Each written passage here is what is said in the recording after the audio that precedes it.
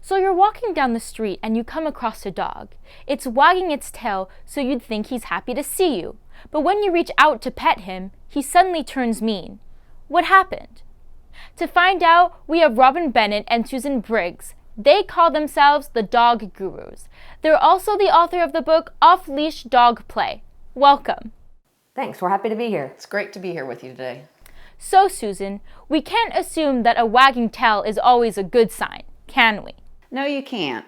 We love our dogs and they communicate a lot to us, and the tail is an important part of that, but just because it's wagging its tail doesn't mean it's friendly and you should approach it. Do you have to worry about speed or where they're holding their tail? Yes, you look at what position is the tail, whether they're holding it high or low, and you look at how fast that wag is. Robin, can you give us some specific examples? Well, sure. Let's say you're going to pet that dog and he ends up turning mean. You might have noticed the dog's tail was wagging, but he might have been protecting his owner. So that tail wag might have been way up over his back, really high, because that's a really good sign that the dog is protecting something. Or maybe you have a dog that's afraid of something and he's hiding.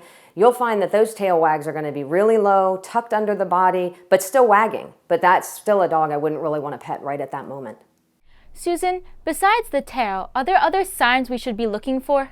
Yes, we actually recommend we look at the other end. So let's look at the mouth. A dog that's safe to approach generally has an open mouth. A closed mouth means that a dog's starting to get uncomfortable. You can also look at their body. Are their muscles relaxed? Is it kind of curved and loose? Versus a dog that you wouldn't want to approach would be very stiff. Those dogs are uncomfortable and it's not safe. But I guess the bottom line is, if you don't know the dog, don't approach him unless his owner says it's okay.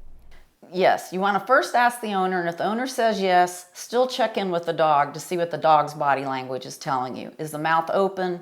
Is the body posture relaxed? So really we would say 3 steps. Number 1, ask the owner. Number 2, ask the dog. And number 3, pet the dog if both of them say it's okay. I certainly learned a lot. Thank you both very much. You're welcome, thanks. It was great.